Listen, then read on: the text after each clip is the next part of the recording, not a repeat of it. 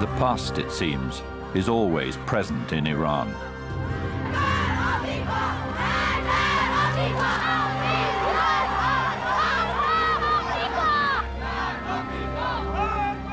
What happened here one Sunday morning 20 years ago still has the power to inflame old slogans and to rouse old demons.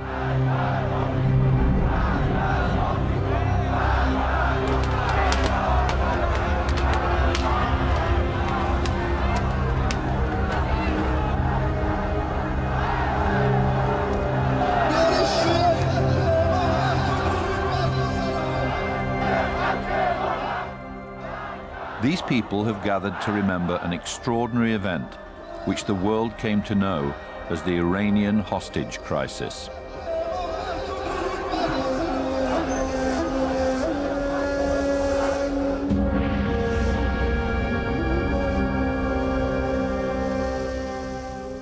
On November the 4th, 1979, hundreds of Islamic students occupied the American embassy in Tehran, taking the diplomats hostage and beginning a siege which would topple a president and compel us all to recognize a revolutionary new force, radical Islam.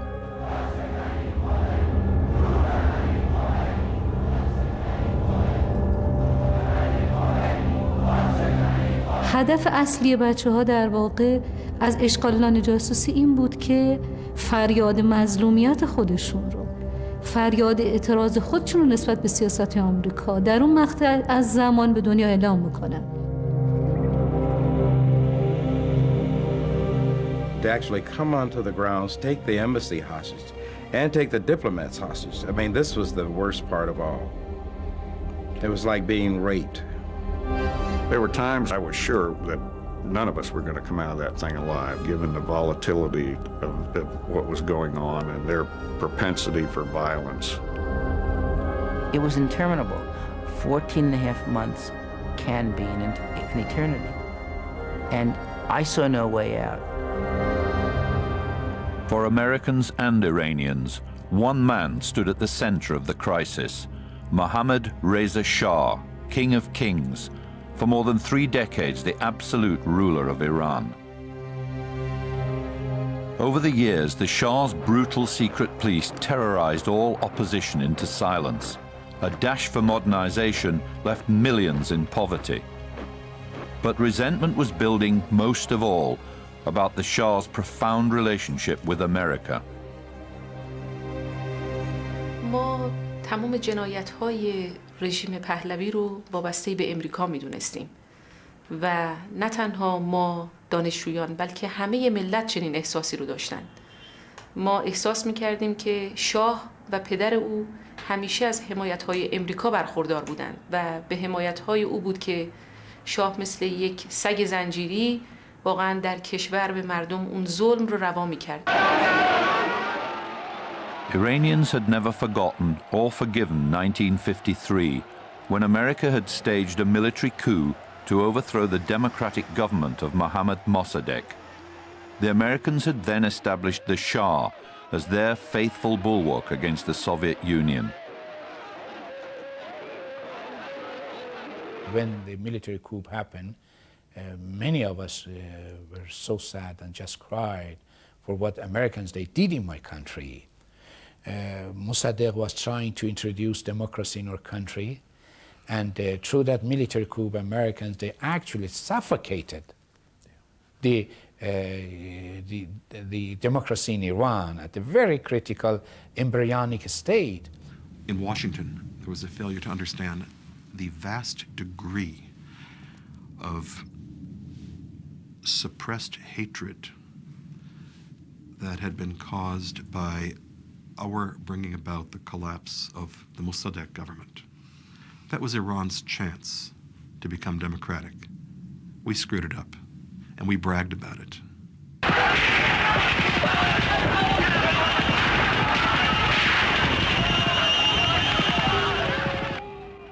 By 1978, Iran was in rebellion. As the economy failed, the opposition grew bolder, and the Shah was constantly challenged on the streets. At that time, I was a student and we were involved with demonstrations against the Shah. The demonstrations began within the universities. The intellectual circles.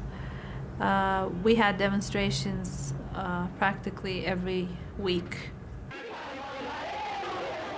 This continued and it became a popular movement, a demonstration which involved millions, essentially, of the people. By now, the US Embassy in Tehran was one of the biggest in the world, with a staff of 2,000. Despite the gathering rebellion on the streets, United States support for the Shah remained unwavering, while his insatiable appetite for sophisticated weapons made him the world's largest importer of American arms. The prevailing wisdom in Washington and in the embassy was that the Shah could handle it. I changed my mind, I think definitely, after Black Friday in early September.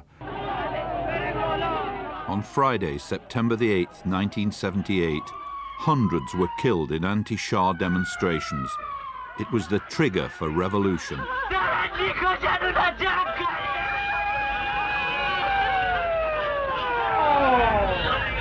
I think we didn't understand that the Shah was not Iran. We addressed the Shah as if he were the country. We didn't realize that this was a country with politics of its own, however suppressed they might have been.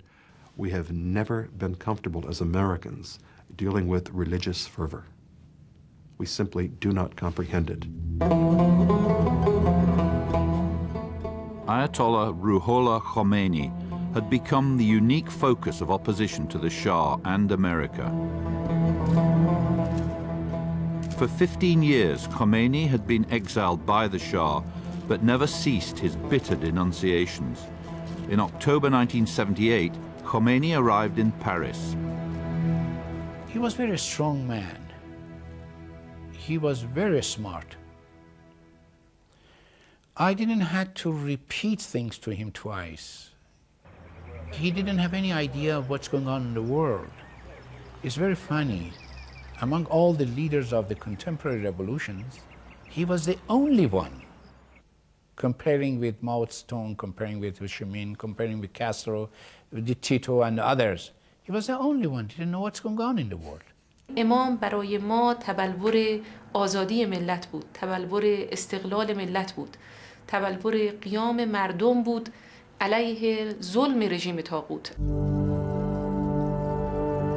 On January the 16th, 1979, defeated in the war with his own people, the Shah fled Iran. The stage was set for the Iranian Revolution and for Ayatollah Khomeini.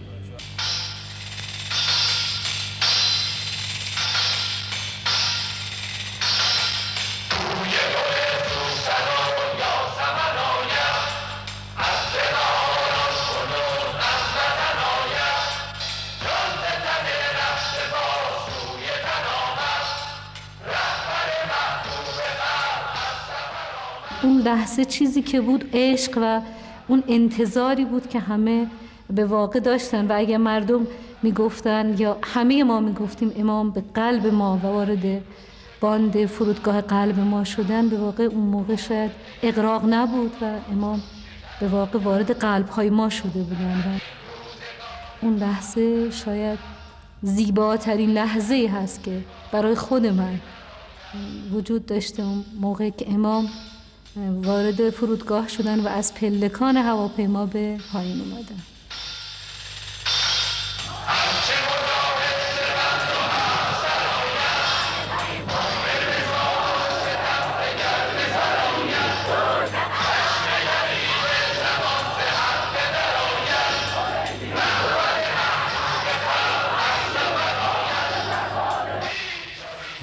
احساسی که یک ایرانی میتونه پیدا بکنه وقتی که بعد از سالهای دراز تبعید به یک وطنی برمیگرده آزاد،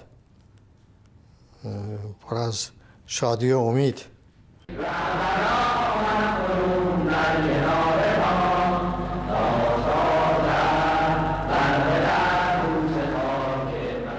moment, I have the feeling similar to when our first son was born in the hospital. I went to visit my wife. They gave the child to me, the newborn baby. I have the same feeling. And that was a new birth, something really new, a new creation.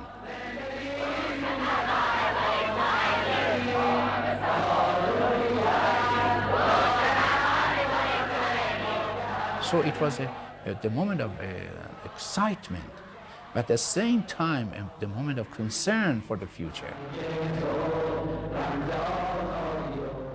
You have to remember that there had never been an Islamic revolution before, and the revolution that took place was probably the most powerful popular event in recent, perhaps all history. Certainly it was a more imposing expression of the public will than the Russian or Egyptian or any Chinese revolution. I mean, it was a massive outpouring.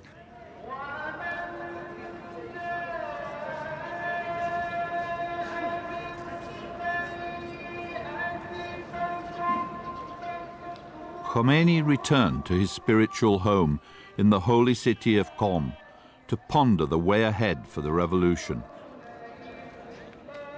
Between hints of democracy and rumors of religious rule, the future path of the revolution was unclear. In Iran, everything is like the great decoration they have of the mirrors. The thousands of little glittering pieces of glass, all of which reflect a different side of your face. Nothing is clean and clear. Everything is the mirror game. The weeks following the revolution were a testing time for Iran and for the American embassy. Armed gangs from rival factions roamed the streets, skirmishing for control.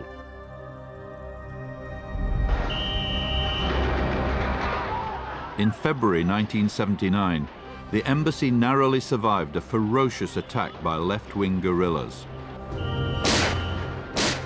And we are not opposite with the American people. We are opposite with government, in all American government in all over the world.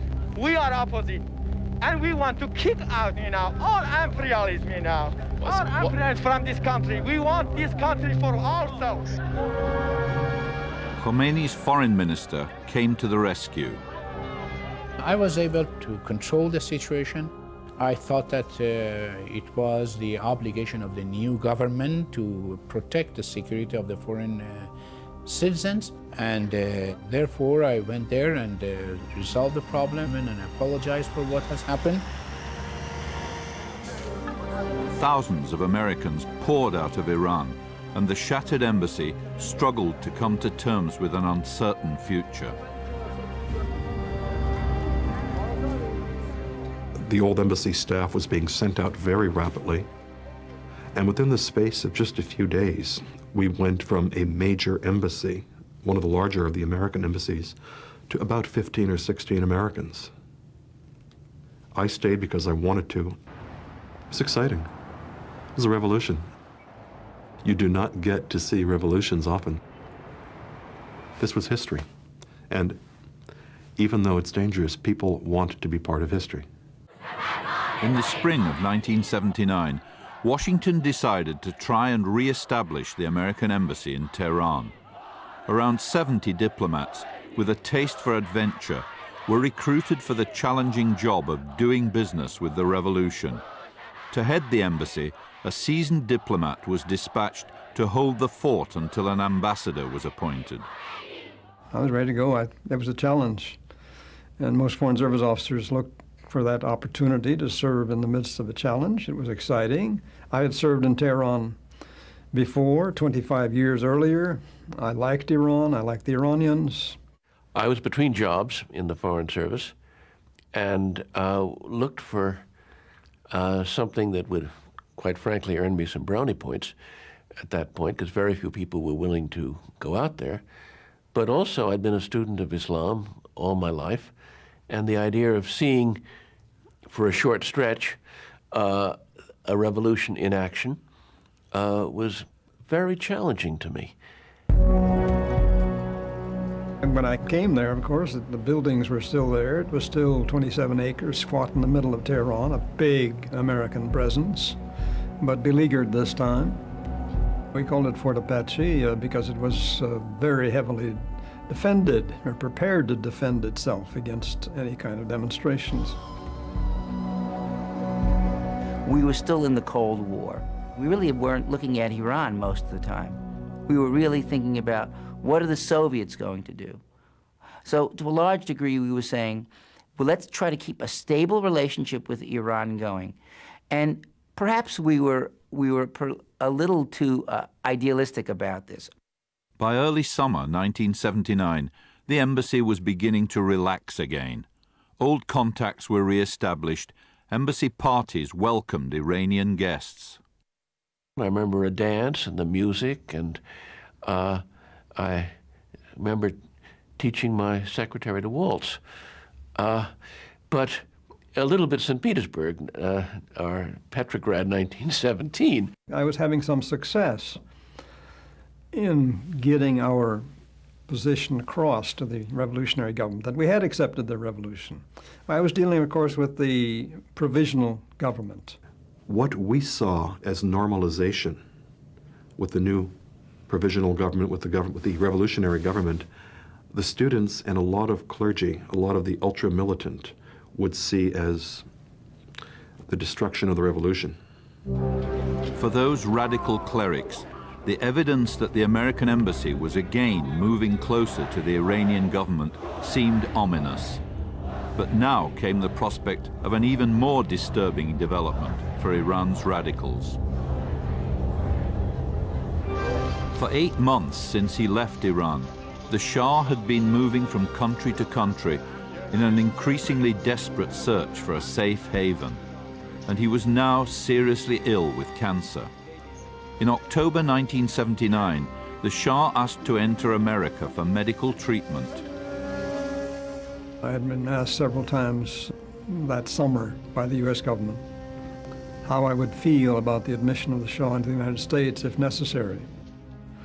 We risked, I said, the possibility, that's all I said, of another attack on the embassy of the kind we'd experienced in February. It was pretty much the president's whole foreign policy team arguing he had to be let in. President Carter resisted and finally said, what the hell are you guys going to do if they take our people hostage over there? And nobody had a response, and nobody, I think, could even conceive that would happen. And President Carter went on and let him in anyway, reluctantly and kind of begrudgingly. So, as so many people, weak leaders do, when confronted with conflicting choices, they select both of them. And he decided to keep the embassy open and to let the Shah in at the same time, a fatal mistake.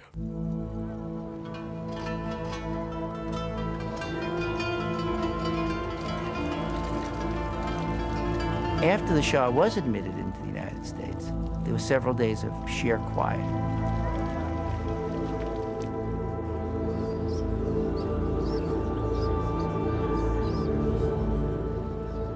That was just, of course, the calm before the storm, but we were really fooled by that. I think we thought that perhaps the Iranian populace was willing to accept it. And Bruce said, well, it looks like we've survived another confrontation with the Iranians after the admission of the Shah. And I said, I don't agree with you. I said, I think the longer it takes for them to take some action, the more precipitous will be that action. They're planning something. In deepest secrecy, a group of about half a dozen students were in fact beginning to plan a sit-in at the US Embassy. One of the leaders was Ibrahim Asgharzadeh. تصمیم گیری ما برای اشغال سفارت در حقیقت برمیگرده به واکنشی که ما نسبت به رفتار امریکا می‌خواستیم نشون بدیم. ما احساس می‌کردیم که و اینطور فکر می‌کردیم که امریکا در حقیقت با بردن شاه به داخل امریکا در فکر به هر حال توطئه چینی علیه انقلاب است. The students feared that once again as in 1953, America would reinstate the Shah and destroy their revolution. به دست آوردن یک نقشه از سفارت امریکا و کنترل رفت آمدهای مقامات امریکایی برای ما خیلی مهم بود. ما که این اطلاعات رو نمیتونستیم از وزارت خارجه یا دولت ایران بگیریم، باید اینها رو توسط کنترل سفارت از ساختمان‌های اطراف به دست می آوردیم. برنامه‌ریزی برای جذب نیرو، برای توجیه دانشجویان و برای سازمان دادن به این حرکت شاید چیزی حدود 2 یا 3 هفته بتونه انجامید. The student leaders shared their plans only with the radical cleric Ayatollah Khomeini-Ha. Khomeini-Ha was a close confidant of Khomeini and his special link to the students. برای رفع نگرانی خودشون مایل بودن قبلا به اطلاع امام برسونن و از حضرت امام تأییدی برای این حرکت بگیرن که من مانع از این کار شدم و اونها رو قانع کردم که این تصمیم رو به اجرا در بیاورند و بدون اینکه امام مطلع باشه. ما این اقدام رو به عنوان یک عمل سیاسی اعتراضی انجام میدیم. اگر کار خوبی بود مورد تایید ایشون قرار میگیره و اگر کاری بد بود طبعا ضررش به عهده خود ما خواهد بود و ما مسئولیت این در حقیقت ضعف و اشکال رو به عهده میگیریم.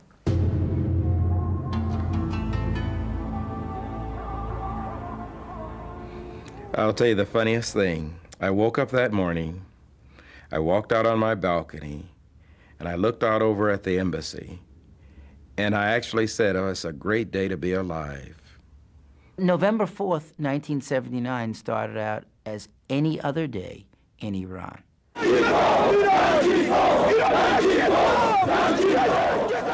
That morning, it so happened to be the anniversary of a riot in front of the university, and Iranian students were killed. So there was going to be a march on November 4th, and we figured, well, they were passing by the embassy, then going to the university, which was not far from there. The hordes were already out there screaming, Mort America, and death to America. And at first this demonstration seemed to me to be an interruption, that it was going to really mess us up on getting our timetable down. You know, it's amazing how you don't worry about the right things at the wrong time. And then when it happened very quickly. It started out as a typical demonstration, only instead of just stopping in front of the embassy, these hordes then started to scale the walls.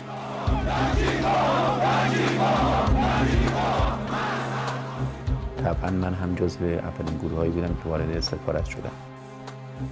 نحوه تسخیر سفارت امریکا در حقیقت به این صورت بود که اون در اصلی توسط یک تظاهرات و هجوم دانشجویی گشوده میشد. دانشجوها داخل سفارت می اومدن و بعد در بسته می شدن. And literally, as the gate was being pushed open by Iranians, I was running back to the Chancellery building and was the last person allowed into the Chancellery building right as they streamed through the gates, which were by that time broken open. They also at that time began climbing over the walls. And then a Marine suddenly came down the hall shouting, everybody downstairs, there's a break-in. And I looked out and there was a sea of people coming at the embassy. I was scheduled that morning to go to the foreign ministry. I took my deputy and one of my security officers along with me. We had gone down to the Ministry of Foreign Affairs that morning to talk to the ministry about embassy security. And we were there in the meeting when my radio goes off, and it is our driver, embassy driver, who's down in our car, who says, you better come down, I need to talk to you. So I go on down and excuse myself from the meeting. Highly unusual for high cost to do that, and go down. He said, we got a problem. The Marines need to talk to you. The embassy's under attack. It was a hell of a state of affairs. And of course, here I was in the foreign ministry. My compound was way across town I wasn't there.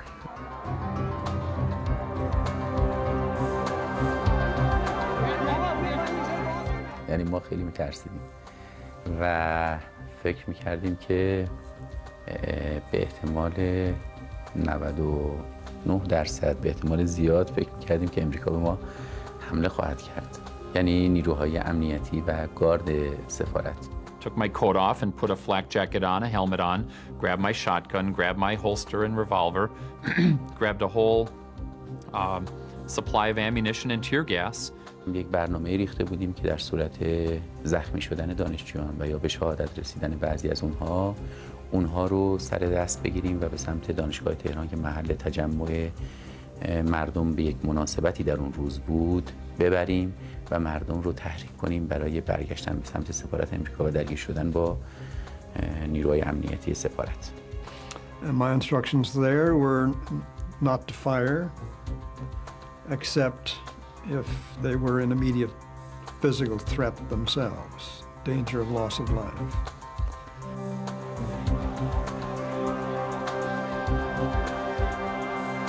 We were the first office to be taken over. And my secretary was so frightened that she opened the doors so quickly, there was no way to stop people.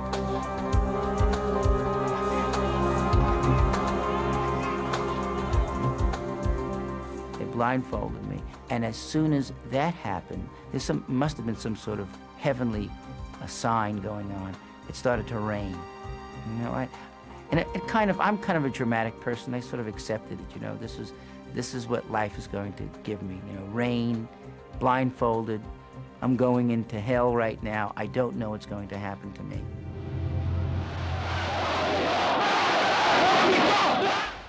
ساختمون اصلی سفارت تنها ساختمونی بود که مقاومت میکرد و هنوز ده‌هاش باز نشده بود. اونها هم خیلی ترسیده بودند.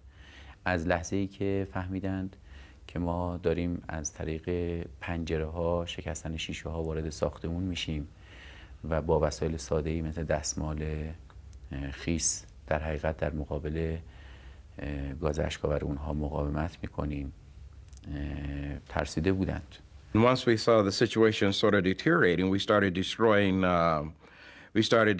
codes, we started destroying sensitive documents, and just things that we felt should not fall into the hands if the embassy happened to be taken over. از صدای تخریب اونها و کار کردن دستگاه‌های خردکن ما پی بردیم که پشت دیوار باید اتفاقاتی بیفته.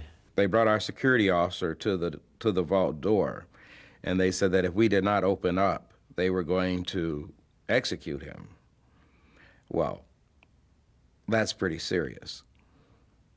The decision was made somehow to surrender. Nobody was really in charge, you see. The preparations for or the anticipation of this just was non-existent. I, along with everyone else, was scared, very frightened, but even then had a little bit of sense of bravado. I mean, as they came in the communications vault. Kevin noticed a cassette on the desk, and he rushed back to get that to destroy it. And as I was stuffing cassette tapes into the shredder, they caught me doing that and wanted me to retrieve them, actually grabbing my arm and pushing my hand into the shredder. Later to find out it was, I think, an Earth, Wind, and Fire tape of mine. So he risked his life for Earth, Wind, and Fire.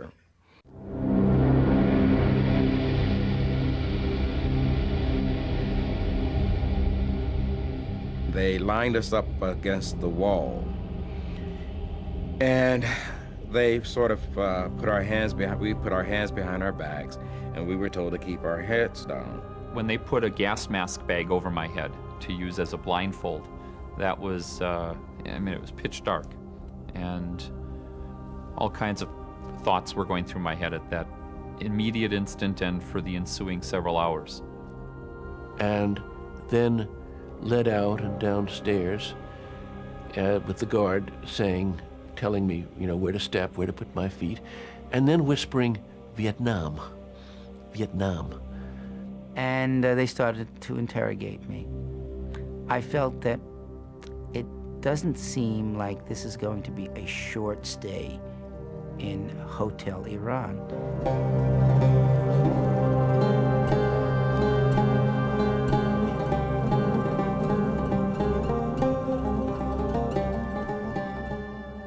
I personally was on vacation on the eastern shore of Maryland, and I heard about it, and I got a call from the Situation Room, and they told me that our hostages had been taken, and my first reaction was, oh my God, this is exactly what President Carter had predicted.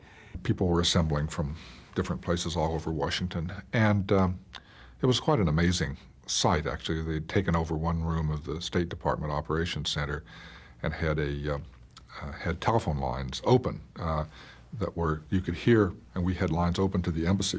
And at that point, when I got there, they were still holding out.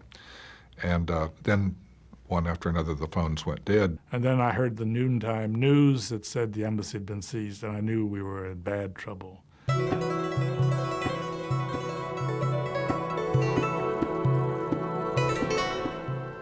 By the evening of November 4th, 66 American diplomats had been taken hostage and the embassy occupied. Trapped at the Iranian Foreign Ministry, Bruce Langan urged Foreign Minister Yazdi to resolve the crisis as he had 8 months earlier. Yazdi, in effect, said, we warned you that there would be problems when you admitted the Shah. He was clear on that point. But he also said that they would cope with the situation. Don't worry, we've got the situation under control. In fact, the last thing he said to me that day, approaching midnight, when he had to go off to a cabinet meeting, look, we'll work this out by morning.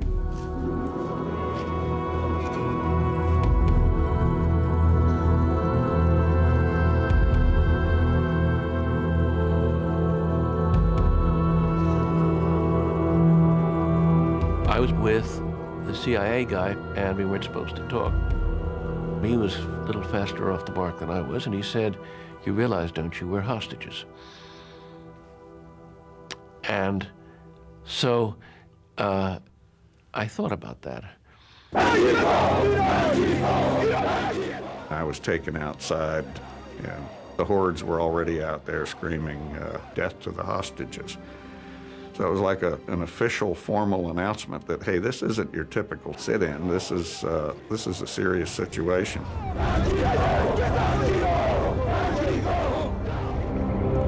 And I'll never forget thinking that, gee, this thing could go on for a day or so, and we're really going to be behind in our work. We tried to make things difficult for our captors. We sang the Battle Hymn of the Republic. Or Rally Round the Flag. That was it. Rally Round the Flag, we sang. And you see, we didn't know how to be hostages yet. We hadn't accepted that reality. But our captors didn't know how to be captors.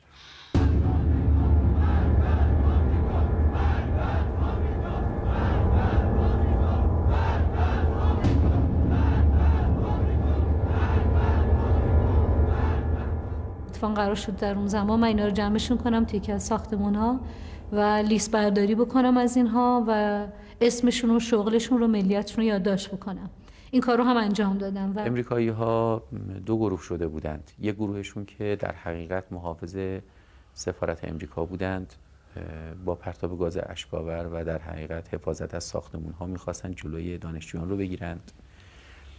یک گروه اونها هم که وظیفه داشتن که در شرایط بحرانی اسناد طبقه بندی شده سفارت رو نابود کنند. They were threatening to kill me and my colleagues as well if we didn't open the safes. Russian roulette, interrogation. What they wanted to know is what documents we had destroyed. They wanted to know the combination of the safe. They wanted to know who we worked for if I was a spy. They wanted to know just anything that we would tell them. Who controlled this? Who was responsible for that? And I particularly felt that that was none of her business. So I said, I had earlier looked around the room and I had seen a bottle of scotch that the embassy cook had that he should not have had in his drawer. And in my best Persian, I asked her if she wanted a drink. That was just the worst possible thing anybody can do. But I think it was my desire to say, I'm here. I'm not going to be pushed around. I didn't even have a uniform over there, but they found my military identification card. Then it was Katie bar the door. Oh, you must be CIA. You're a colonel in the American Army. You're in a lot of trouble.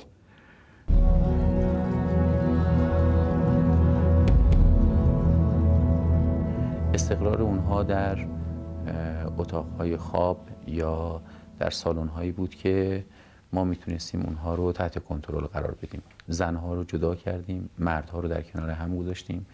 این آرایش اولیه در حقیقت آرایش غیر تخصصی بود، یعنی همه اونها رو کنار هم نگهداری کردیم. I was wakened during the night, that first night, and one of the guards said, "Quit signaling your colleague with your eyes." And I said, "What?"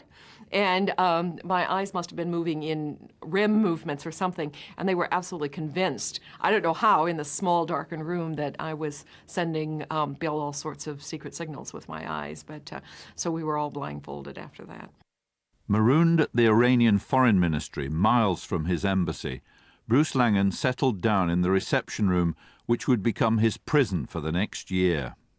Spent the night trying to find occasional moments to sleep on French furniture, elegant furniture in that room. Tossed and turned, of course, all night. Didn't get much sleeping. It was cold that night. I shared that evening with one of the colonels, the U.S. military attachés. We spoke for several minutes, and we both said, "What are we doing what are we doing here? Why is this happening to us? Perhaps this is a dream that we'll wake up from."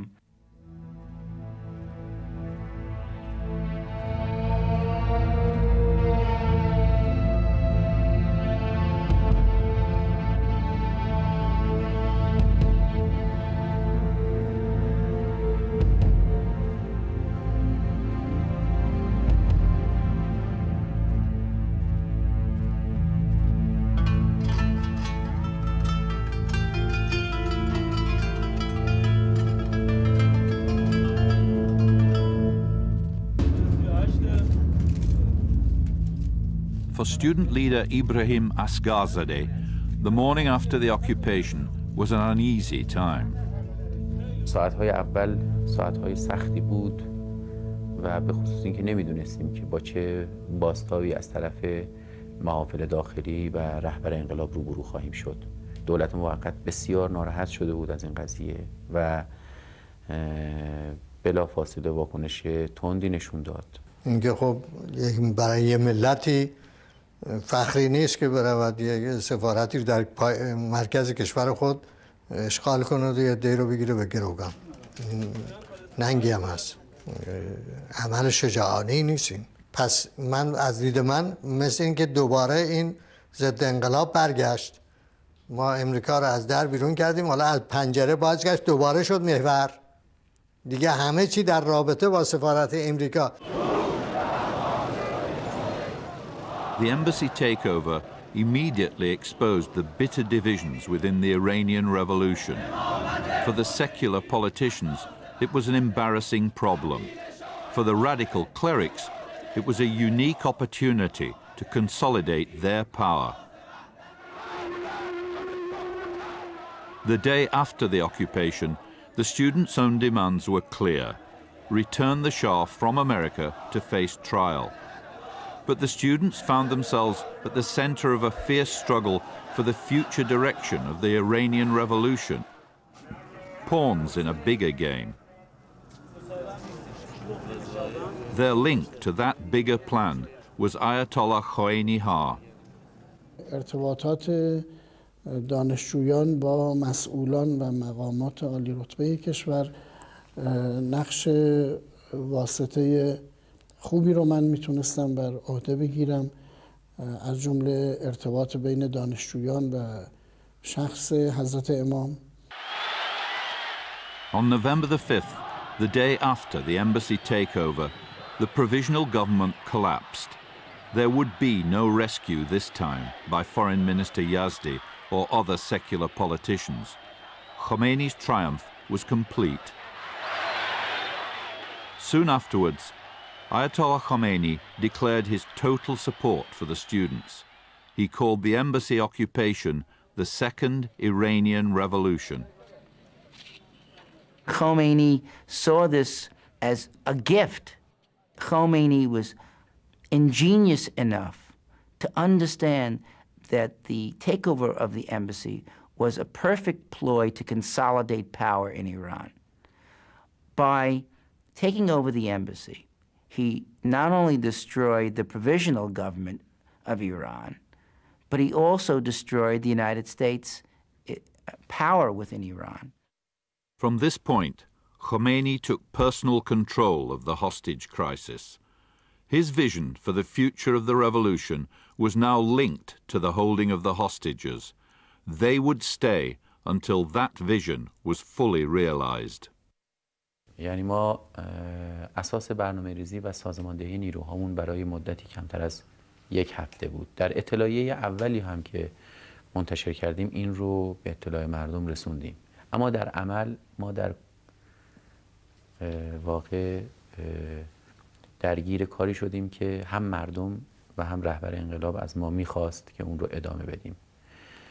و همونطور که گفتم ما بعد از چند روز تبدیل شدیم به گروهی که در حقیقت باید روی دوش خودش یک حرکت اجتماعی عظیمی رو حس میکرد. There was a constant confrontation with the West, and there was a constant attempt on the West through different channels to somehow undermine the movement. The West has a different conception of the word hostage. They think hostages are a group of innocent people captured by terrorists. First, these are not innocent people. They are spies. They were preparing to destroy our country. اطلاعات بسیار ذی‌قیمتی بوده. هم در رابطه با توطئه‌هایی که امریکا در این اغتشاشات می‌کرده و هم در رابطه با قبل از انقلاب. It became clear that we were in a very much more complicated situation because all the embassy files had been captured. I think one of my memoranda was one of the first documents that were broadcast, and I thought, if they have this, they will make us look like spies in their eyes, and that's exactly what happened. Gave them some kind of moral standing that they utterly lacked beforehand. We should have had better destruction facilities than we had for sensitive documents. Having had what we had, which was largely equipment that cut the sensitive paper into strips, which we engaged in very actively in the first few hours after the demonstrations began on November 4, those strips were the kind that, in the hands of very zealous, determined young Iranians, could be pieced back together strip by strip over hours and days and weeks, and the damaging evidence was there to support their claim that we were a den of spies. That evidence also enabled Khomeini to eliminate many of his opponents inside Iran.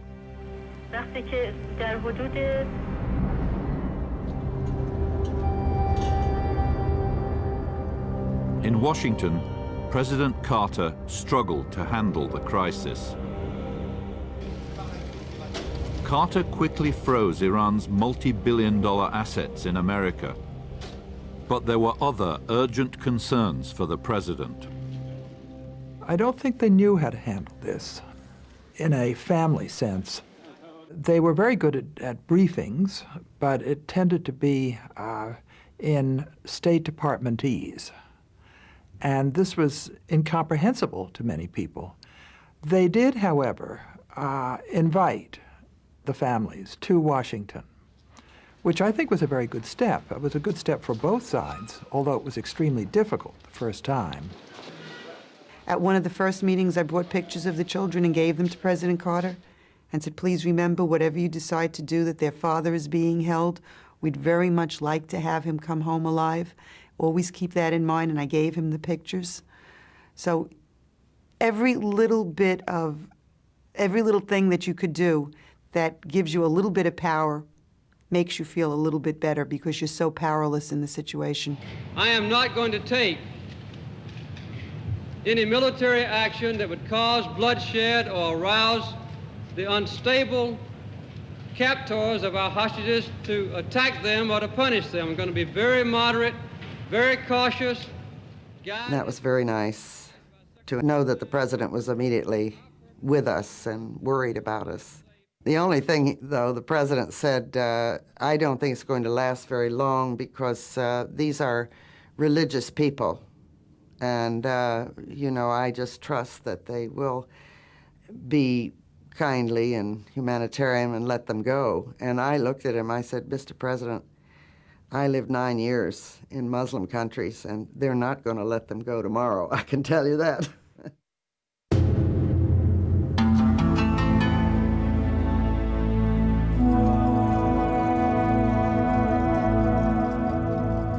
Around the room, there were situated these guards who were all dressed in black, and they had black hoods with automatic weapons in their hand. And in the farthest corner of the room, there was this French provincial desk with a short man sitting at that desk. They marched me over there, sat me down, and wanted me to write down the history of my infamy.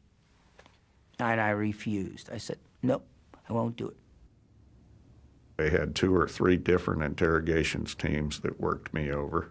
I was beaten, I was hung by my wrists, marched into trees, and of course with a blindfold on. Sleep deprivation.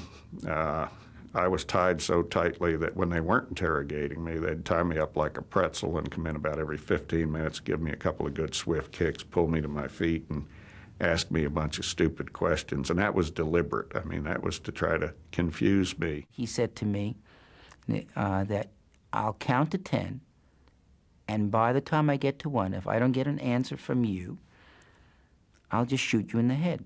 I won't shoot you in the head, but my friend will shoot.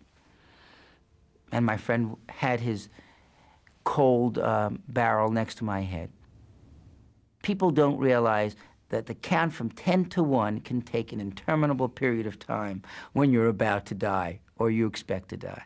And at the count of 7 or so, I'm saying, now what am I supposed to do here? I want to be a good American, but I want to live too. I figured I was finished. It was all over. It was just a question of how I was going to go out. And it had nothing to do with loyalty to the United States of America or some patriotic approach to anything. It was just my own personal self-esteem.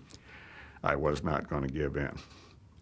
So it got down to 4, 3, 2, and 1, and then I decided, well, I think the better part of valor in this case is to say that, is to answer as directly as possible whatever needed to be answered without giving the store away.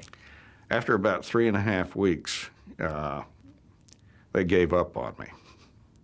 And that was a very dramatic moment, really. One of the team chiefs of the interrogation teams just got so frustrated and angry with me because I wasn't really giving him any information, and he banged on his desk and said, "You must be the dumbest colonel in the American Army."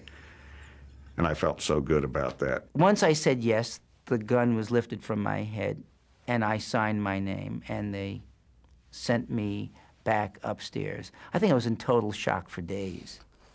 به صورت عادی و طبیعی رفتار خشنی نبوده است، ولی من از اینکه در مواردی گروگانها سعی کردن برخلاف دستور دانشجویان حرکتی انجام بدهند، در این گونه موارد اگر از ناحیه دانشجویان هم متقابلا رفتاری شده است که برای گروگانها ناخوشایند بوده، این رو به طور کلی نمیتونم تکذیب کنم.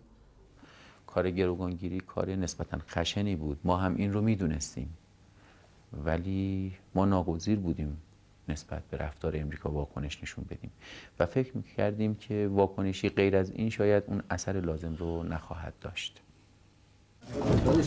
اگه لازم باشه خیلی کارا رو خواهیم کرد. For the students now at the center of a huge international media story, the humbling of their American captives was a powerful reward. در واقع گروگان آمریکا بیشتر از این دلگیر بودن که اصلا چرا کارتر براشون کاری نمیکنه. یه افسر ارتش آمریکا اونجا بود، میگم ما 2 روز دیگه میریم. یه ماه بعد که بهش دیدم گفتم چرا نرفتی؟ گفت من اصلا نمیفهمم دنیا چی شده.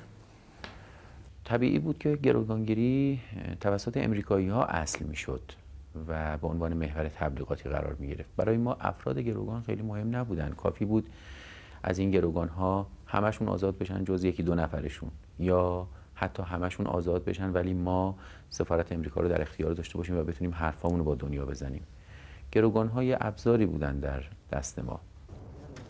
2 weeks after the takeover, Ayatollah Khomeini ordered the release of black and women hostages.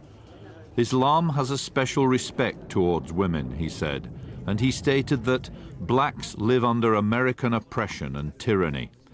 1 black man and 2 women remained hostages under continuing accusations of espionage. Now there were 53 American hostages still held in Tehran. Shot away in small groups or in solitary, they were moved constantly to different locations on the embassy compound and around the city. Most had no idea what had happened to other hostages. From November 4th to March 17th, 1980, we were not allowed to talk to each other. So any information that we received that was passed around had to be done on the sly. It could not be done openly. We couldn't talk, so we didn't know. We spent days in this place. It was solid darkness, where kind of our lifestyle began. The lifestyle of changing everybody's shirt, wearing other people's pants.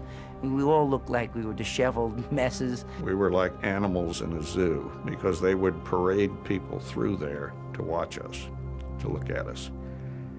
And I don't know if they were charging admission or not, but that was kind of an eerie feeling, you know, to be in a situation like that. Regularly, we could hear volleys being fired off, and I suspect it was to keep the mob at bay. And they told us, we're protecting you against the mob. But we didn't know. I didn't know whether or not, and in what order, we were being shot consecutively.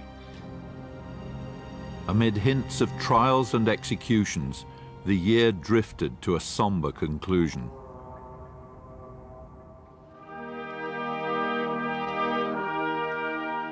At this moment, there are 50 Americans who don't have freedom, who don't have joy, who don't have warmth, who don't have their families with them. And there are 50 American families in this nation who also will not experience all the joys and the light and the happiness of Christmas. No letters, no telephone calls, absolutely nothing at all. And I don't understand what the students fear as far as letting the hostages at least contact their families, let the families know that they are fine and not being hurt. I want my daddy home.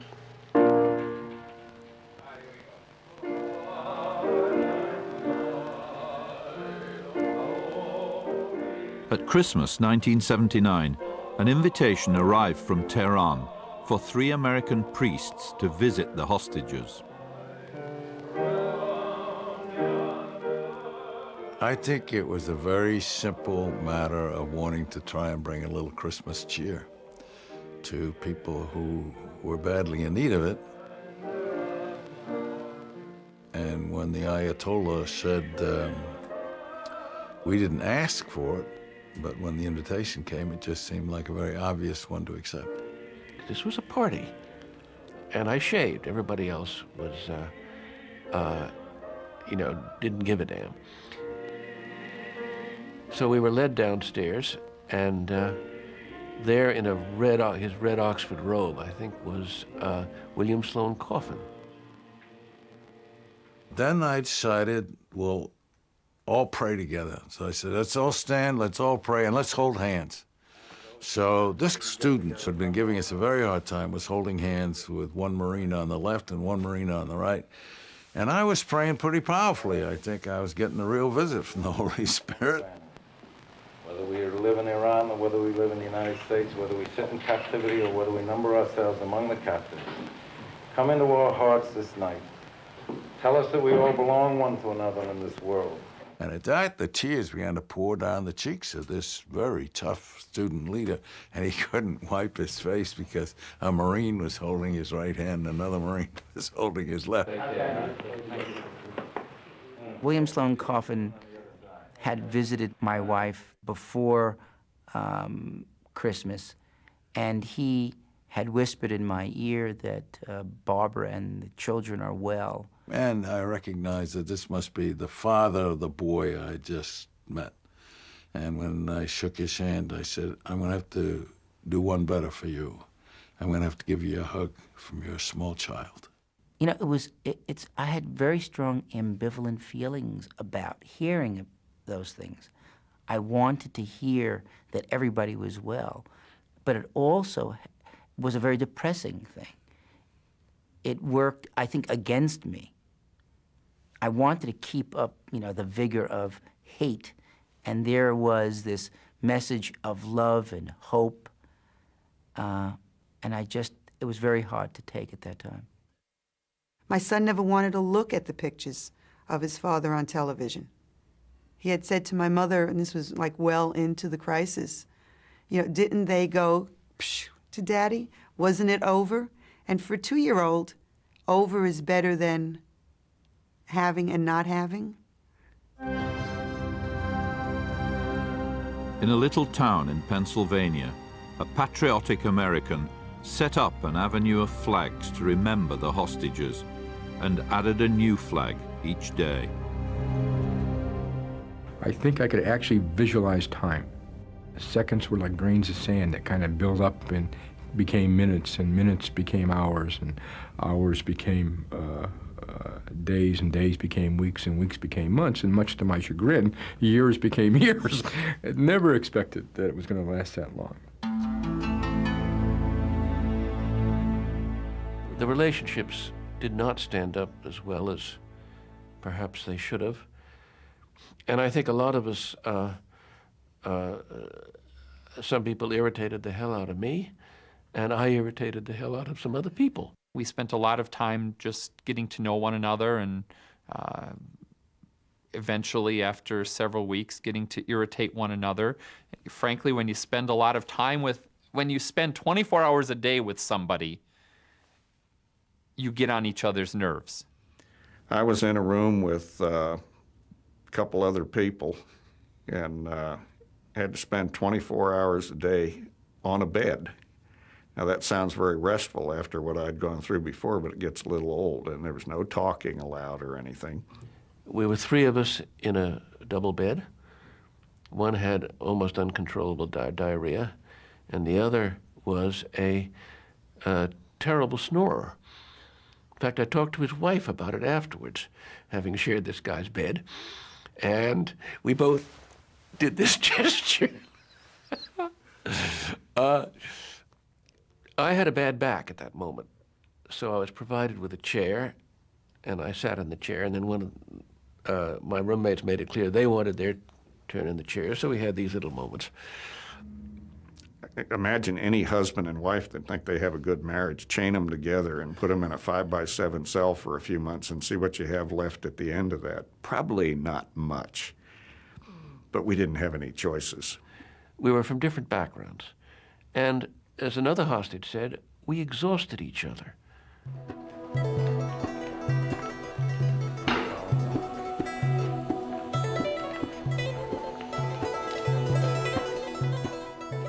Today, Ayatollah Khomeini's modest house is a shrine. But for 444 days, this simple room was the heart of power in Iran, and the place from where Khomeini controlled the hostage crisis. For the first 3 months of 1980, negotiators came and went, initiatives blossomed and withered. Americans and Iranians met in great secrecy, elaborate schemes were evolved. But always, the fate of the hostages was in the hands of one man, Ayatollah Khomeini. The hostages stayed.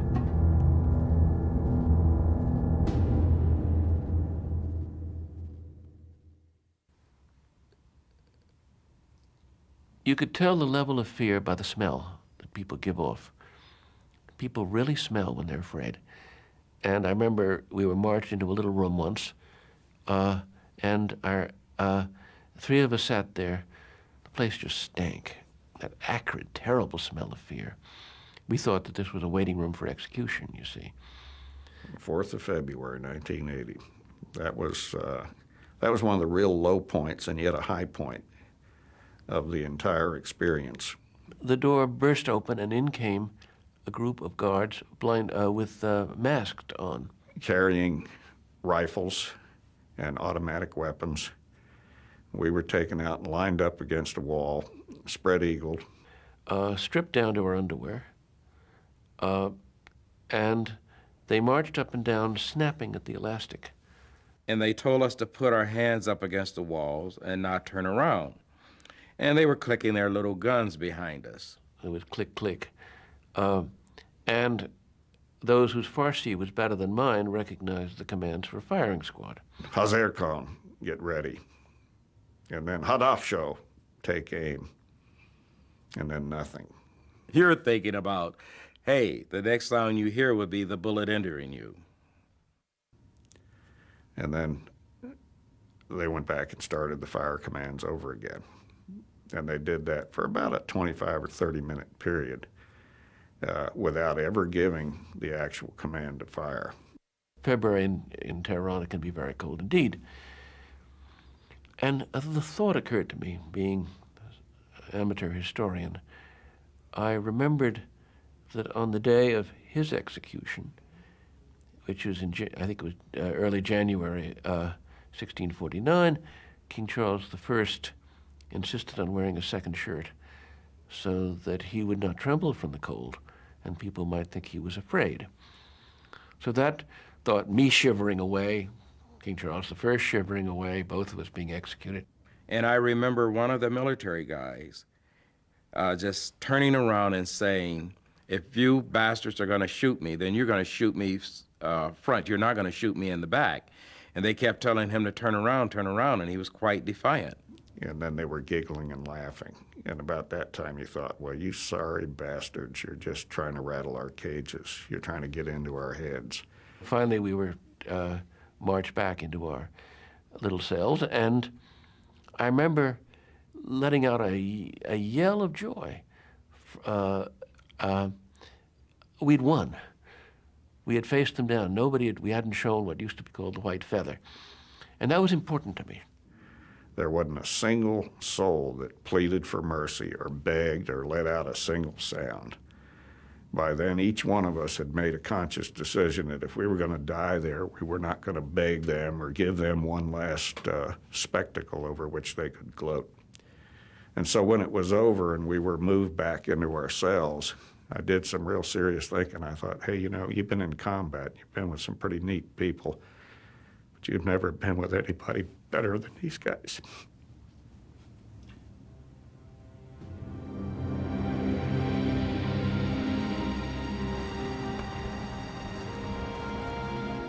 In Washington, Jimmy Carter's presidency was itself becoming a hostage to the crisis. By March 1980, the president was besieged between Khomeini's intransigence and America's frustration. We were held hostage. We considered ourselves the outside hostages, as opposed to the inside hostages. But of course, our lives were governed by this extraordinary event as much in its way as our family members in Iran. We set up the organization of FLAG, Family Liaison Action Group. We just felt we had to have an organization through which we could funnel our concerns to the State Department instead of the other way around.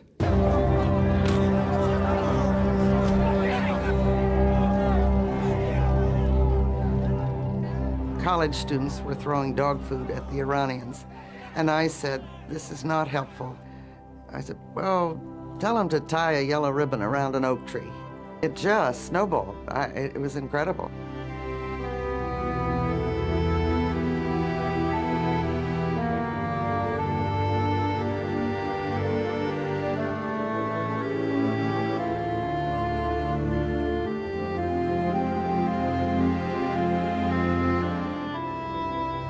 By the spring of 1980, President Carter faced some hard decisions.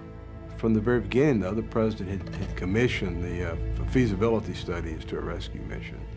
And we'd had these on-again, off-again kind of possibilities of their being released. We began to get, reports back from the Pentagon that they knew where the people were, and we had surveillance of the compound to some extent, some intelligence from Tehran, and there began to be developed a rescue plan that looked difficult but not impossible. With American frustrations approaching breaking point, at long last on April the 1st, 1980, President Bani Sadr made a speech promising the hostages would be handed over to his government for release. آقای خمینی تغییر رأی دادن، باز آزاد نشدن. چندین نوبت، یعنی حدود 40 نوبت این در این مدت قضیه رسید به حل و هر بار این حل از بین رفت. The fact that Bani Sadr had made these statements, and then, to see Khomeini just kind of pull the rug out of these people that were supposedly the elected leadership of their country, meant that we really were dealing with Khomeini, and we had no real communication with him at all.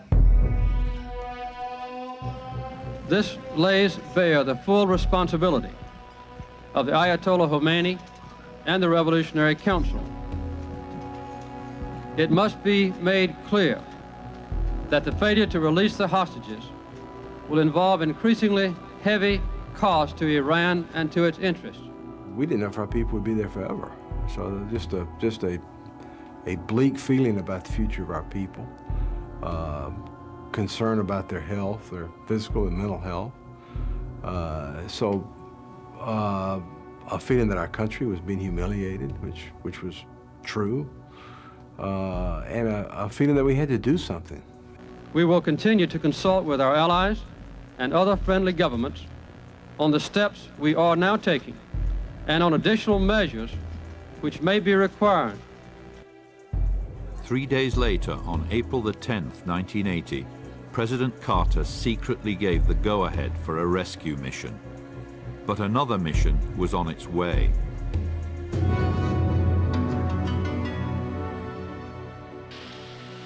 With the secret rescue force poised for action, the mother of a hostage found her way to Tehran on an extraordinary personal quest. It was when I received the one and only letter that I received from Kevin. That was, I believe it was in February, that said that he had made an escape attempt and that he would die trying to escape rather than stay there. And at that point, I just, every maternal instinct within me just told me that I would go. We were taken to the embassy, and I was very frightened, very, very frightened. But I just knew I needed to see Kevin. One noon hour, they walked into my room and told me that I was going to meet my mom. It was so awful, and I walked in the room, and they had these television cameras or cameras set up, and there were about 20 Iranians, and they all had guns pointed. You can imagine how shocked I was when they took me into another room, and there she was. I embraced him, and I started to cry. We embraced and we talked. It was very surreal. And he whispered in my ear that I had to be very careful what I said, because there was this big bowl of roses that was on the table, and he said that that was bugged, and that there were microphones all over. So it was like all pretend visit. I mean, my heart was going inside of him. I just knew that I just needed to project my love to him. I spent a lot of time with my mom talking about my family, my brothers and sisters, talking about my high school sports team, You know, I was only a couple of years out of high school anyway. What was going on with the Milwaukee Brewers ball team and all the other things that were going on back in Wisconsin.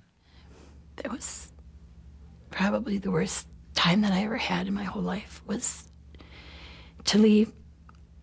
I had 4 younger children back home that I had to go home to. But knowing that I had to leave him behind me and not know what they were going to do to him, it was very, very difficult.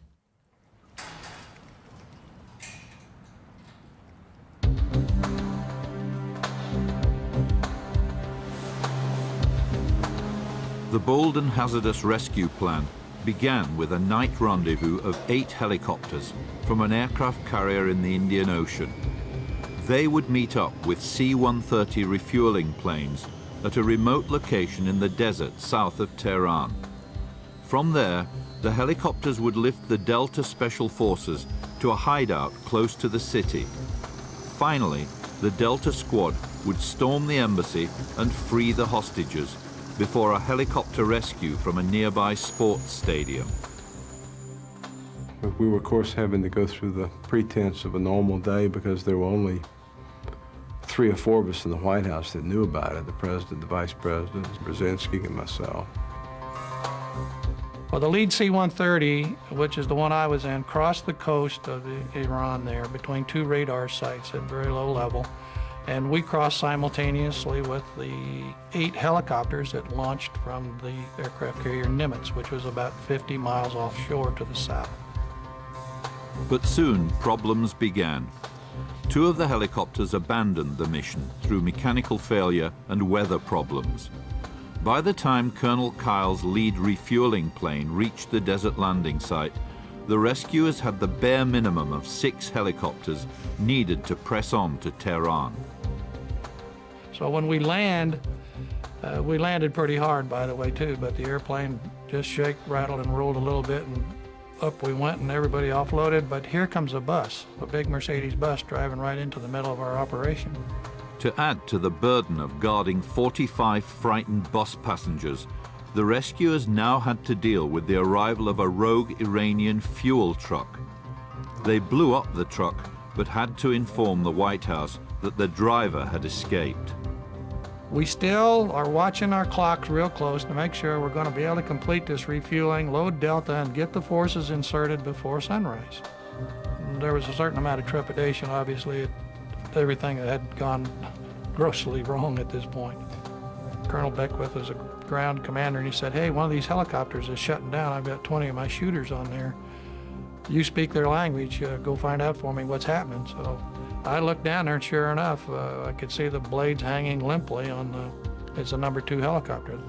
So now we only have 5 helicopters. Well, we know from all of our computations that we're in an abort situation. Faced with the inevitable, Carter aborted the mission and ordered the force to leave. It was terribly, terribly disappointing to know that it had not been successful. And then to get the call, number 1, that it had not worked. Number 2, that there had been a terrible accident in Desert One and innocent American lives had been lost. Well, this is my version of what I saw. Fine powdery dust in the desert just kicks up in a dust storm in an instant.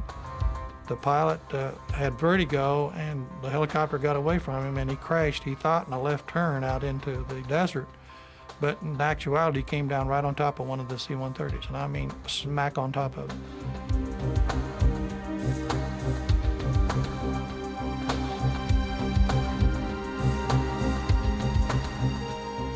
So we lost 8 people there, and it just a snap of your fingers from an event that looked perfectly normal 1 minute to a catastrophe.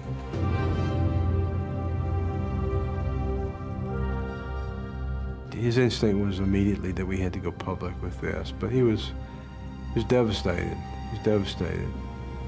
It was my decision to attempt the rescue operation.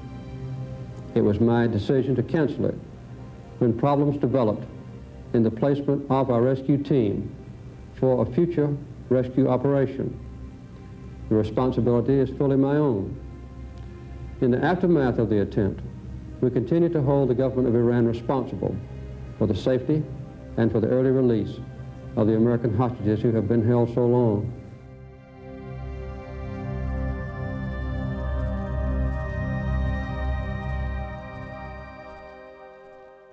The whole episode was foolish.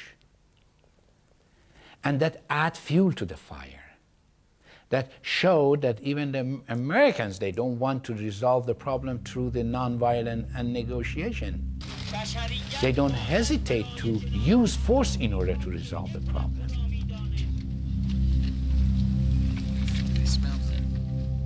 به نظر ما اقدام امریکا برای حمله به طبس خیلی سنگین بود. یعنی اصلاً قابل مقایسه نبود با کاری که ما کرده بودیم. او به راحتی قوانین بین‌المللی رو نقض کرده بود و با نیروی نظامی به کشور ما حمله کرده بود. حتی هواپیماهاش وارد حریم یک کشور مستقل شده بودند. شاید حالا بهانه او یه بهانه مثلا انسان دوستانه‌ای بود که میخواست برای آزادی گروگان‌ها این کار رو بکنه. اما تمامی برنامه که تهیه شده بود توسط امریکایی‌ها یک حرکت تجاوزگرانه بود.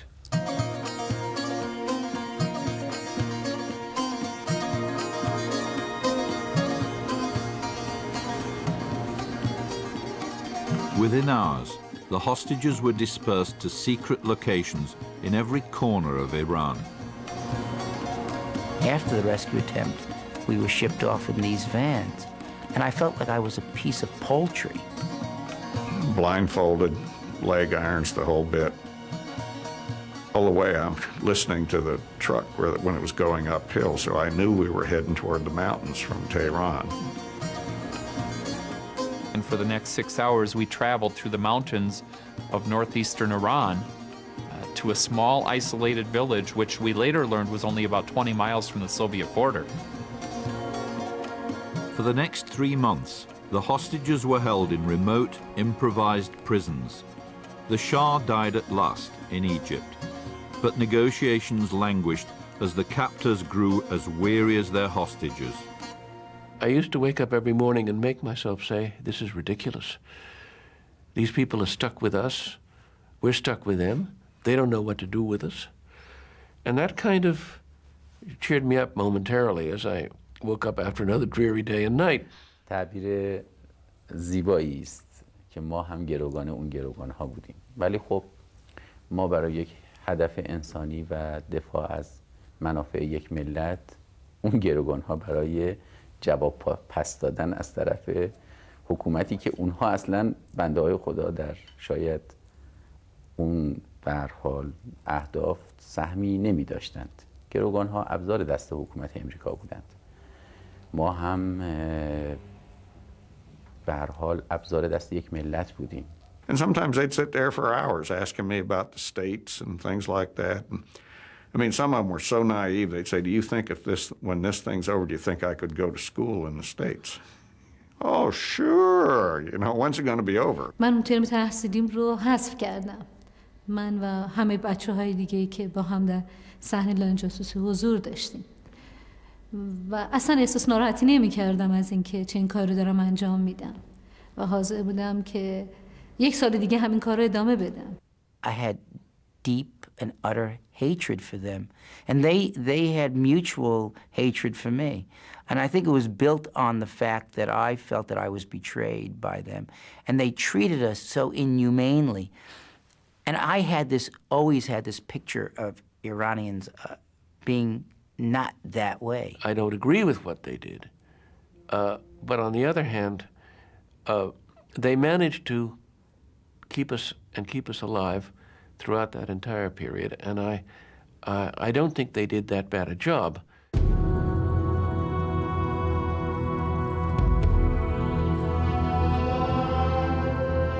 In the summer of 1980, the hostages were moved back to Tehran, to prison.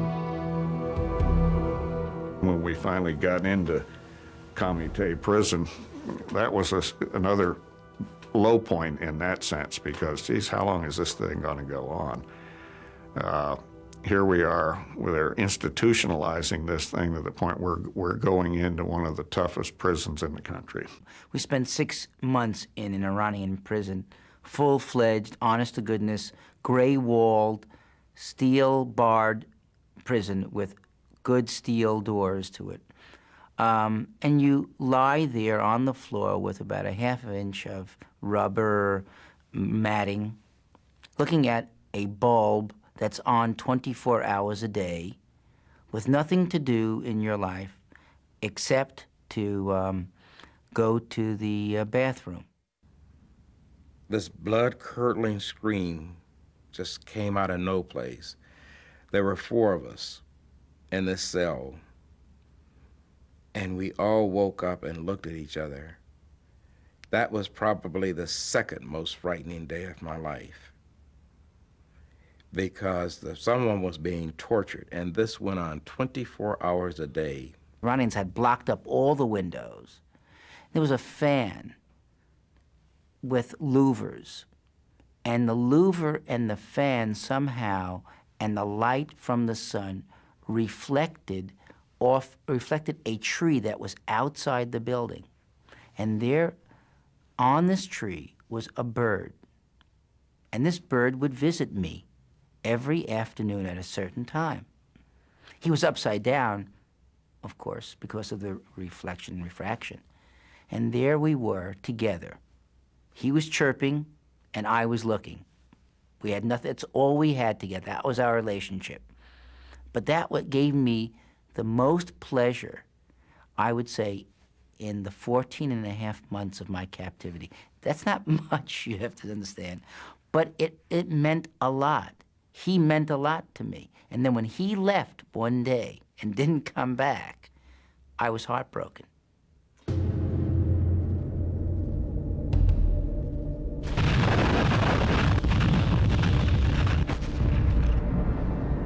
On September 22nd, 1980, Iraq invaded Iran. Soon the two countries were locked in a savage conflict which was to slaughter millions of their young men.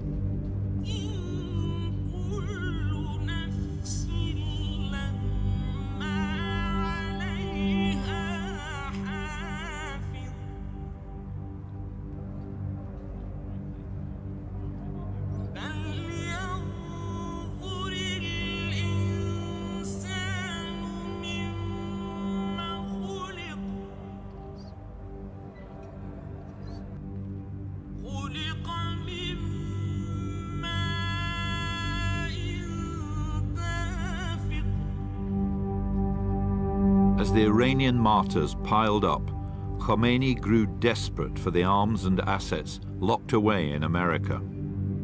اول جنگم آقای خمینی خیلی ترسش گرفت از اینکه این سبب بشود که ایران از بین بره. پس زود موافقت کرد که مسئله حل بشه. But mutual suspicions, tortuous negotiations, and internal Iranian wrangling were to delay the release for another 4 months. And always there was Khomeini's implacable vendetta against Carter. I think the impetus for it starting back up was the Ayatollah trying to connect the hostages again to Carter's election and trying to help defeat Carter. The Khomeini said Shah must go, Shah has gone. Khomeini has said Carter must go, Carter must go. They wanted to show that, yes, a third world country like Iran would make a decision for American people who should be the president. The people of the United States have made their choice, and of course I accept that decision. But I have to admit, not with the same enthusiasm that I accepted the decision 4 years ago. With Carter's defeat, the negotiations for the release of the hostages at last began in earnest. For 10 weeks, Algerian intermediaries shuttled back and forth, trying to establish an agreement. Before Christmas 1980, the hostages were moved out of prison and prepared for release. When the Algerian diplomats came to see us, I thought that something was going on here. We were transported from a prison to a very nice, comfortable, more or less comfortable place. I think it was a propaganda move on the Iranian part so that the Algerians wouldn't really see what type of lifestyle we were living in. We had our little cursory physicals, and they brought me in a newspaper, you know, sort of like, hey, it hasn't been that bad, has it? You know, haven't you really enjoyed this? You know, oh, sure. The Iranians came in, dragged us into a room where we were videotaped and told to tell the videotape how well we were treated. There's going to be a lot of propaganda on what has happened to you here, and they want to direct it in such a way to show to everyone that, for example, you've been brainwashed, you've been tortured, you've been bothered. You have been brainwashed? No, we haven't. And when I get to wherever we're going to be going after here, I'm just going to tell it realistic, like it was. They wanted me to make a statement saying that my stay with them had been very pleasant, et cetera, et cetera, et cetera. And I told them, I says, look, I don't care, and these are my exact words, I don't care if you had kept me in the Tehran Hilton with dancing girls. You still kept me against my will. One of the guards came in and said, all right, let's go. And we said, where? He said, you're going home. And nobody looked at anybody else. They had never said they were going to take us home before, but we had been moved often enough that we were very, very suspicious. And so we took as much with us as we could. I said, tell you what, I'm going to pack my bag here. I'm an American diplomat, and I'm not leaving here looking the way I look now. I came here wearing a suit. I want you to, in shoes, they'd taken my shoes away from me quite a while ago. And I said, I want you to go find me my suit and my shoes, and then I will be ready to go. And we were taken outside blindfolded, led to a bus. I did not know whether we were going to yet another prison or if we were indeed going to the airport.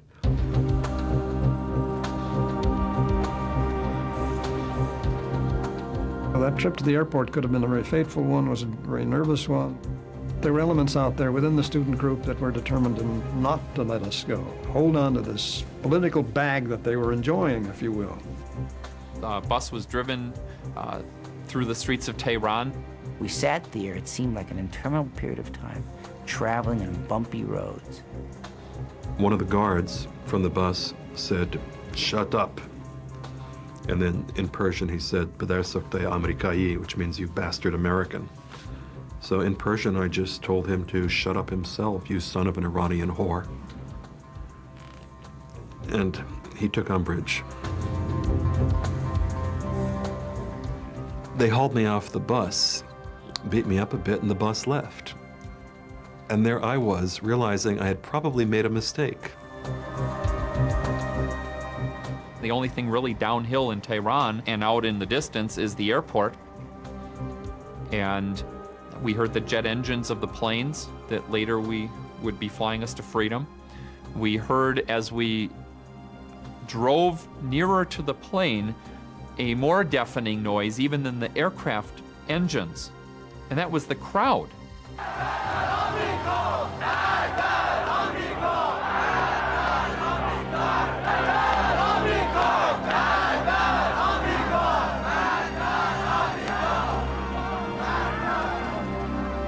One of the dreams that I used to dream was being released.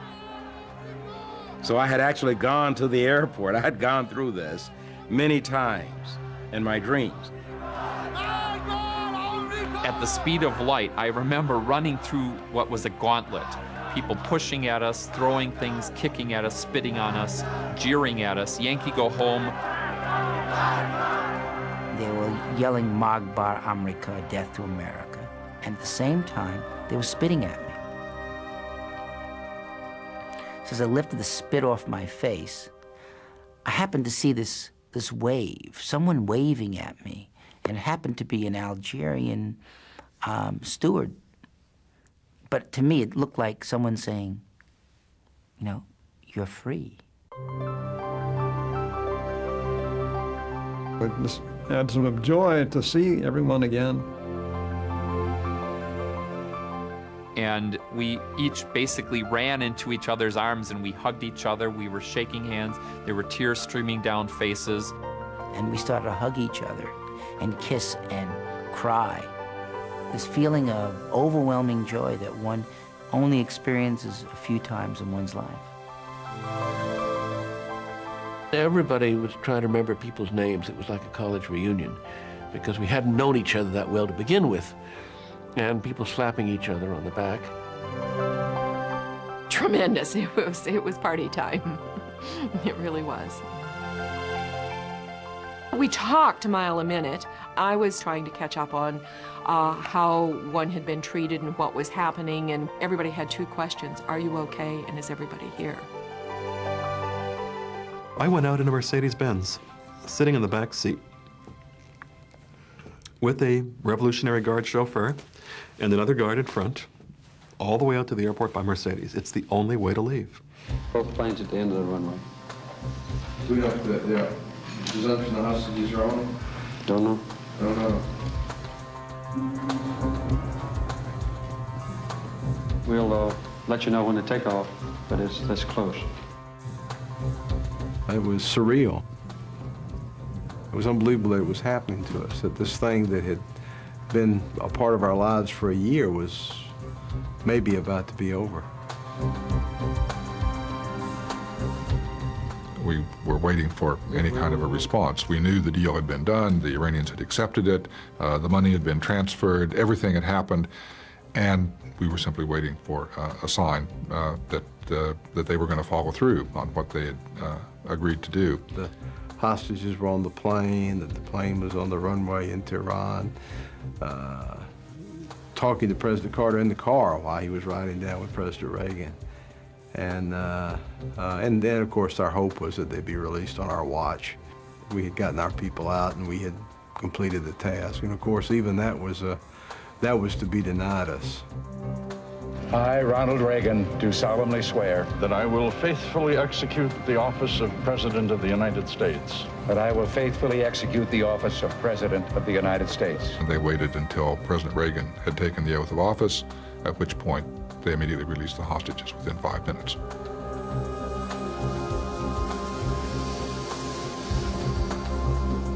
There was a lot of apprehension during that time we were still in Iranian airspace that a wild Iranian aircraft fighter pilot would turn his jet on our plane. And the Algerian captain said, "We're now leaving Iranian airspace." And at that time, I felt that we were free. But it still could have been a dream. We were given quite a decent Veuve Clicquot. And it was a very private moment. I drank a toast to myself.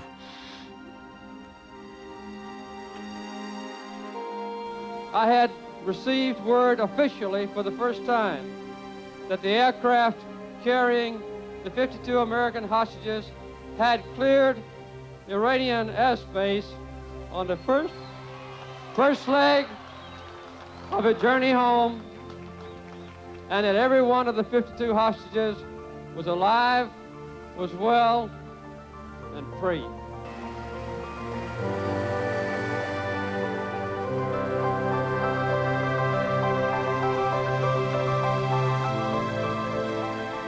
Germany was sort of like every happy Christmas you ever had.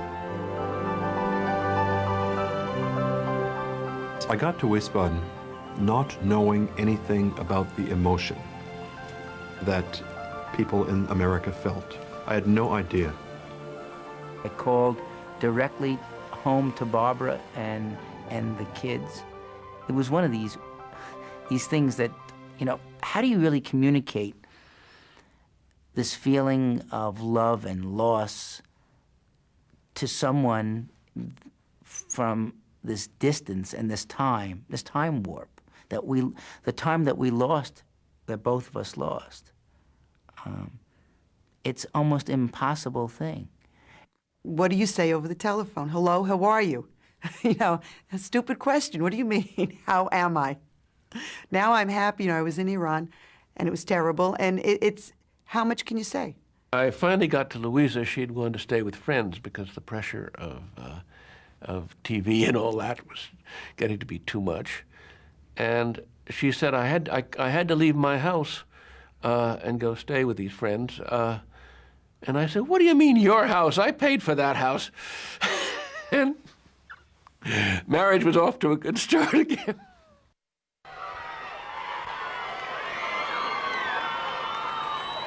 We all got back together, you know, one last time to go see the hostages. And we went over there. We were excited about it. We were also nervous and uptight about it.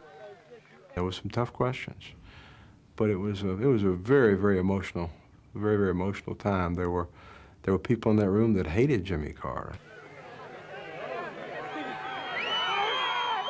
All of us respectful of the fact that here was the previous president of the United States just out of office. We owed him enormous respect. And we also, many of us, however, sensed that here was the man who in fact had contributed to our situation, or at least was responsible for our situation. Undoubtedly, we cost him his presidency. But I know when he said to me personally that he would rather have me alive than being president of the United States, that he really meant it. Carter expected to be thanked for getting us out, and we just knew him as the man who'd gotten us in. Having said that, and I really want to make this point, I think we owe our lives to Jimmy Carter.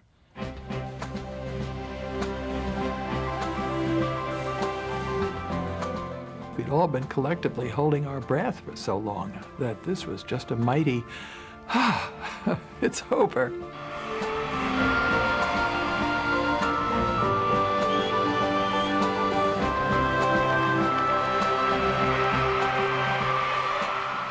I remember embracing Bruce and how thin he was. He was like, just had lost so much weight. Just like holding on to a boy, you know.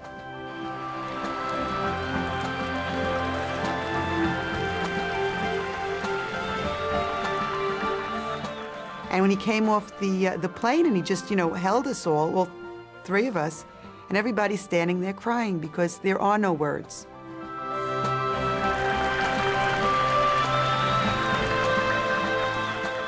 It was like having a bath in love.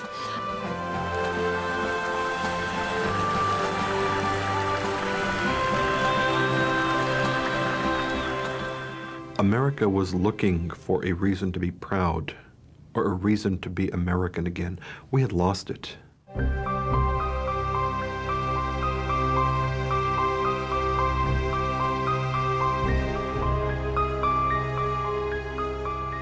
The American people were looking for a release at that time.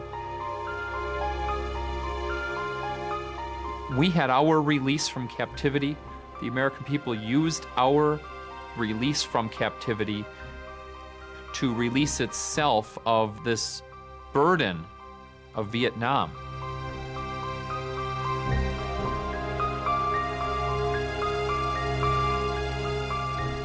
If our return meant anything, it meant that perhaps we could put aside some of the problems and fissures within American society for a while. And here were the hostages coming home and to symbolizing failure in many ways. Nonetheless, a sense of relief felt by the American people as a whole, who were all hostage to that drama, that it was over finally.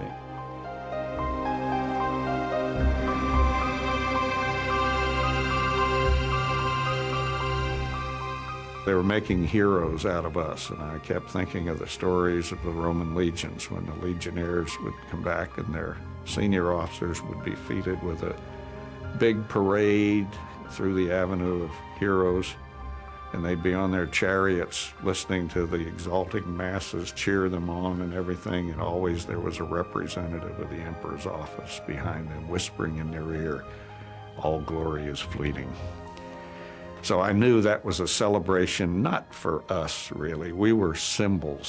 We were the icons of America's involvement in one of the most unpleasant, frustrating years this country had ever been involved in. And that was all we were. It could have been 52 other people, and it would have come out just exactly the same.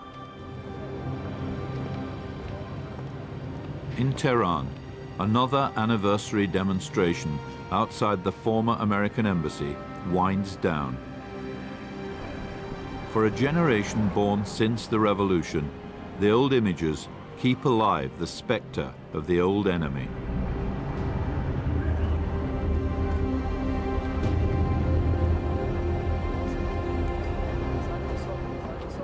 Two decades on, the hostage crisis still casts a long shadow over the two nations, the way they see themselves and one another. More and more, Iran in its relationship with the world and the West has shown that a country can stay independent and remain independent, and it doesn't need necessarily to submit to the pressures of a superpower. در حقیقت می شود گفت که اون بنبستی که در حال حاضر بین ایران و آمریکا در برقراری روابط مجدد وجود دارد، این از آثار دراز مدت همون حرکت انقلابی دانشجویان است. It created a negative image about Iranian revolution outside. Iranian revolution was an Islamic one, and Islam is asking for peace, for brotherhood. So all of a sudden there is a government in Iran claiming to be Islamic and yet treating the foreign objects in that way.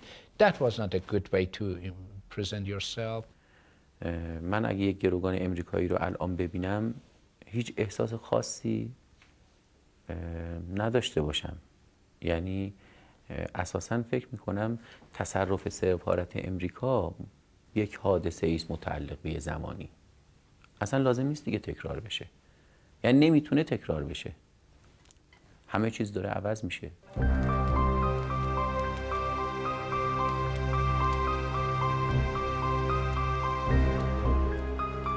There was a time when Iran had to reassert itself and be Iran, and we were a vehicle for that.